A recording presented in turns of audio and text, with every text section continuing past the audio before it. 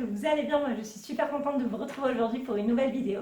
Alors, je vous demande de ne pas faire attention à ma coiffure. En fait, je sors de chez la coiffeuse, j'ai fait mon essai coiffure pour le mariage, du coup, j'ai les cheveux pleins de gel et tout.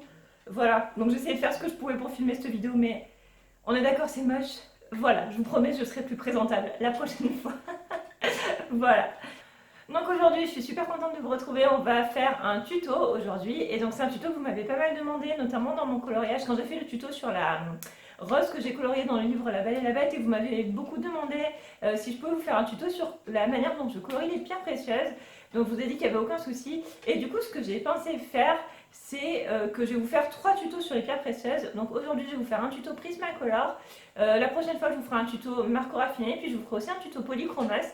Comme ça, vous aurez des idées des couleurs que j'utilise et après, évidemment, vous pouvez adapter les couleurs, mais je trouve que c'est une bonne base et ça permet d'avoir 3 types de manières de faire avec 3 matériels différents. Donc dites-moi si ça vous intéresse et si le format que je vais vous proposer aujourd'hui vous plaît. Du coup, plutôt que de vous présenter un coloriage que je fais, je me suis dit que j'allais vous faire un vrai tuto. Donc en fait, j'ai imprimé des dessins de pierres précieuses sur internet et je me suis filmée en train de colorier les différentes pierres. Donc j'ai colorié une plutôt bleue dans les tons saphir, voire diamant, une verte pour appeler l'émeraude, une rouge pour appeler plutôt tout ce qui est rubis. Et après, j'ai essayé avec 2 violets différents pour vous montrer comment on peut obtenir des légères variations et des légères variations d'intensité en changeant juste un crayon dans la méthode que je vais vous montrer.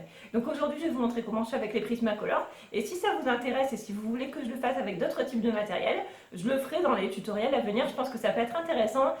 Voilà, plutôt que de vous montrer un coloriage et une pierre précieuse, de faire plusieurs types de pierres précieuses comme ça. Donc voilà, vous me direz ce que vous en pensez. Donc du coup, ce que j'ai fait, c'est que je me suis filmée en train de colorier le rubis entièrement en temps réel avec des commentaires, comme ça vous aurez exactement la manière dont j'ai procédé et vous verrez le temps que ça prend et tout ça. Et après, en fait, les autres pierres, je les ai faites en coloriage accéléré. Et du coup, à la fin, je vais vous mettre un récapitulatif de toutes les couleurs que j'ai utilisées par pierre. Comme ça, si vous voulez vous les noter, vous les aurez à la fin et donc ça peut être pas mal. Donc j'espère que ça va vous plaire et c'est parti pour le tuto. Alors du coup, on va commencer en coloriant le diamant du milieu. Donc on va faire ça avec des différentes teintes de rouge, comme vous le voyez. Du coup, je vais vous présenter les couleurs qu'on va utiliser. Donc en fait, j'en ai sélectionné 3 couleurs et plus du noir et du blanc. Donc la première couleur, c'est le PC 1013. C'est une couleur très claire et c'est la première qu'on va utiliser. Donc en fait, c'est un rose très très très clair. Alors j'ai choisi celui-là parce qu'en fait, le but d'utiliser ce rose en fond, c'est de donner des reflets à notre rubis. Donc c'est pour ça que je choisis. Donc je l'applique en couche très fine sur la totalité du dessin. Voilà, sans appuyer, c'est vraiment pour donner une sous-couche. Donc là, ça se voit pas forcément bien à la caméra, mais le but c'est de faire une couche pour quand on va mélanger les couleurs. En fait, ça va donner des jolis reflets à mon coloriage. Et vous allez voir que c'est une méthode que je vais utiliser en fait finalement pour chaque diamant. Donc une fois que j'ai fait ça, je prends mon rouge, donc le PC 922, pardon. Donc c'est un rouge qui est assez clair, mais qui est assez brillant, assez lumineux. Donc du coup, cette couleur-là, en fait, je vais m'en servir pour remplir. Alors ça, les pierres précieuses, c'est un peu à votre convenance, mais moi je sais que j'aime bien les remplir en fait toutes les petites cases, je ne sais pas comment ça s'appelle, mais toutes les petites faces, voilà. Chaque petite face jusqu'à à peu près la moitié. Et c'est ça en fait qui, en mélangeant les couleurs, va permettre de donner un effet très brillant. Donc après, vous remplissez soit en haut, soit en bas, soit en diagonale, à gauche, à droite, enfin voilà, à votre convenance. Ça, c'est vraiment au choix et aux préférences de chacun. Mais moi, je les remplis à peu près jusqu'à moitié. Vous voyez, je fais une couche assez fine. On voit que j'appuie pas beaucoup sur mon crayon. C'est vraiment juste pour remplir et pour en fait placer mes ombres et mes couleurs avant de faire les mélanges que je vais faire par la suite.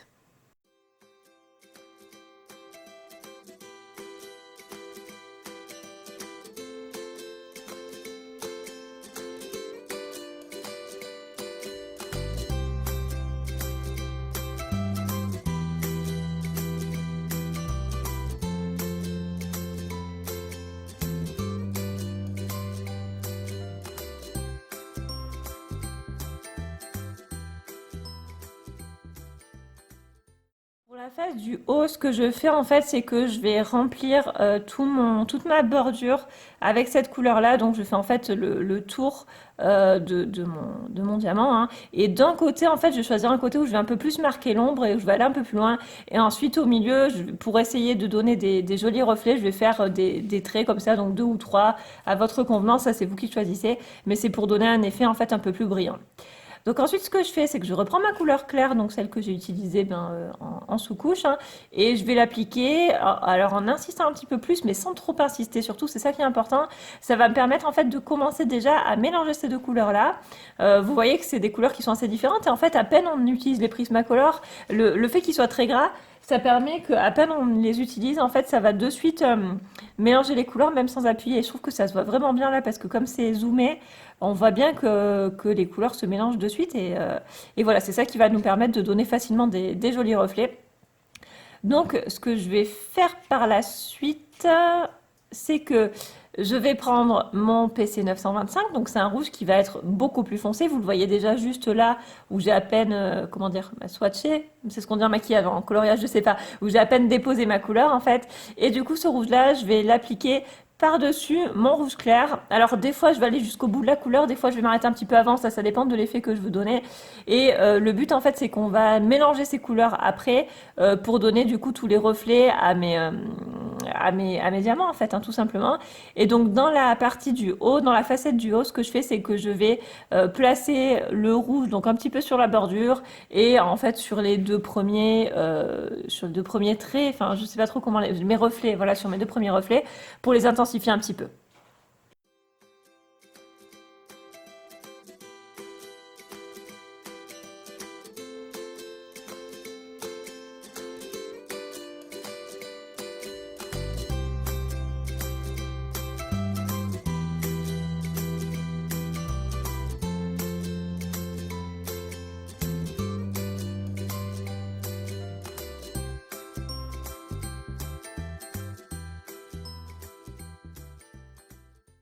Ensuite, je vais prendre ma couleur noire et donc en fait le noir il va me permettre d'intensifier mes ombres. C'est-à-dire que je vais placer du noir de manière assez intense, hein, au niveau en fait de là où j'ai placé mes ombres rouges en fait, et je vais le placer juste dans le coin. Alors soit vous pouvez choisir de le faire partout, soit vous le faites que dans certains endroits, mais je vous conseille de le faire quand même sur la plupart des faces parce que c'est ça qui va vous permettre de donner un reflet très intense et beaucoup de luminosité à votre diamant. Alors, aucun rapport, mais si vous entendez des bruits de feuilles derrière moi, c'est qu'on vient d'adopter un petit chat et en fait, il fait plein de bêtises. Donc voilà, je suis désolée s'il y a des bruits de fond désagréables. Bah, c'est mes animaux, vous êtes habitués à force, hein, mais je vous préviens, voilà, donc, désolée. Une fois que j'ai appliqué mon noir, je reprends mon rouge foncé, donc ma couleur la plus foncée, et en fait je vais le mélanger avec le noir. Donc là j'appuie un petit peu plus pour que les couleurs se mélangent vraiment, que les pigments se fondent. Et en fait je vais mélanger ces deux couleurs pour que les reflets se fassent encore plus, qu'on ait beaucoup de contraste. Moi c'est ça que je recherche quand je fais des pierres précieuses, je cherche du contraste et de la force dans mes couleurs. Et donc en fait le fait de mélanger le noir avec ma couleur foncée, ça va encore plus foncer ma couleur. Et ça va permettre de donner une jolie ombre sans qu'il y ait de marquage en fait. Donc c'est pour ça que je fais comme ça et je trouve le rendu assez joli. Donc voilà, ça c'est l'étape suivante, bien mélanger le noir avec ma couleur foncée.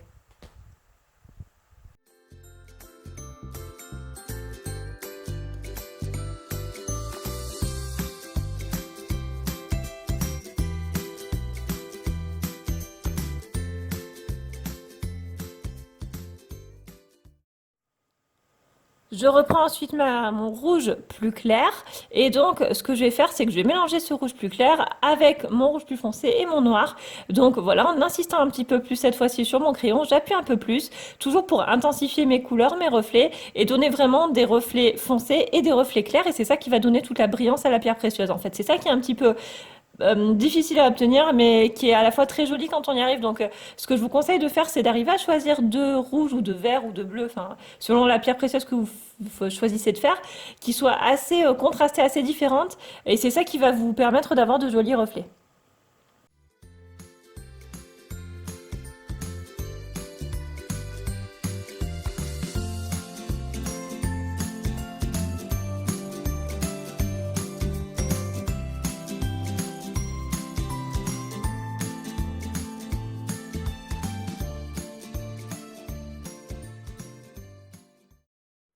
Et une fois que c'est fait, je prends tout court mon crayon blanc parce qu'on l'a pas encore utilisé et je vais m'en servir en fait pour mélanger ma couleur, mon rouge le plus clair avec mon, vous savez, le rose qu'on a mis dessous. Et en fait, c'est le fait d'avoir mis cette couche de rose sous mes rouges, ça va permettre en fait, en utilisant le blanc, de mélanger les pigments et de donner vraiment des reflets à la pierre précieuse. Je trouve que ça permet de donner un effet comme si elle était réelle en fait. Voilà, et c'est vraiment cette sous-couche apporte vraiment un plus au coloriage, donc c'est pour ça que je fais comme ça. Après, vous n'êtes pas obligé, c'est un choix, hein. Mais moi, je sais que j'aime bien faire comme ça, et l'utiliser le crayon blanc de cette manière permet vraiment de donner quelque chose de joli. Et les Prismacolor sont tellement gras en fait que en faisant comme ça, on arrive à faire de très jolies choses et de très jolis reflets. Donc voilà, c'est pour ça que j'aime utiliser cette méthode-là.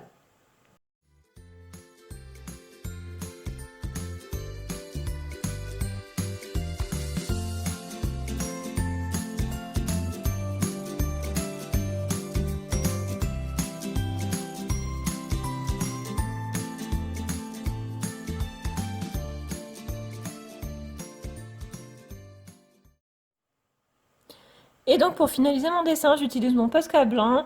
Donc c'est cette mine que je préfère, vous le savez. Et en fait avec le Posca, je vais repasser tous les contours de ma pierre précieuse. Alors ça, vous n'êtes pas du tout obligé, vous pouvez en repasser que quelques-uns. Tous les repasser ou pas tous les repasser ou pas le faire du tout. Enfin, c'est vraiment à votre convenance. Moi, je sais que j'aime bien le faire. Je le fais en général systématiquement quand je fais des pierres précieuses. Voilà, parce que je trouve que ça les fait plus ressortir, ça apporte plus de brillant. Mais ça, c'est vraiment... c'est parce que j'aime le faire comme ça, hein. Vous n'êtes pas du tout obligé de faire pareil. Voilà, donc je trouve que c'est très joli de faire comme ça. Donc moi, en général, je repasse tous mes contours. Et après, je vais ajouter des petites pointes de lumière au Posca blanc, donc des petits points, par exemple, des petits reflets. Et voilà, ça va permettre de donner encore plus de réalisme à ma pierre précieuse.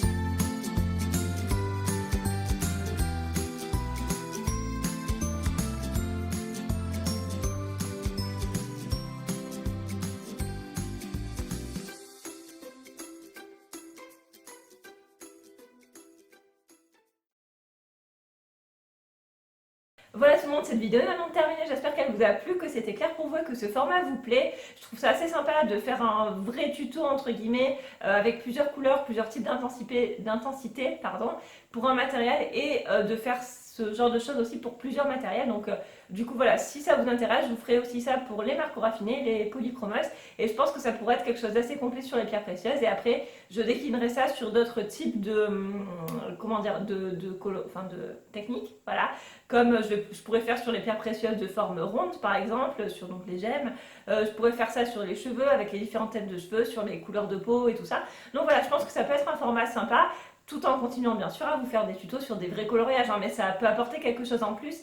Et c'est quelque chose que je vois sur aucune chaîne actuellement, donc je pense que voilà, ça peut apporter quelque chose d'autre. Donc voilà, bon bref, j'ai beaucoup blablaté comme d'habitude. Donc en tout cas, j'espère que le tuto vous a plu et que l'idée vous plaît. Donc toujours pareil, dites-moi en commentaire. Donc n'hésitez pas à me laisser un petit like sous ma vidéo, ça m'encourage toujours à me laisser un petit commentaire et à vous abonner si vous passez par là et que la chaîne vous plaît. Voilà, moi ça me fait plaisir de voir qu'on est de plus en plus nombreux et voilà, j'espère toujours vous proposer des contenus qui vont vous plaire et qui vont voilà, apporter ma petite patte personnelle. Donc voilà, je vous fais de très gros bisous, je vous remercie d'avoir regardé cette vidéo et je vous dis à dimanche pour une nouvelle vidéo. Bye!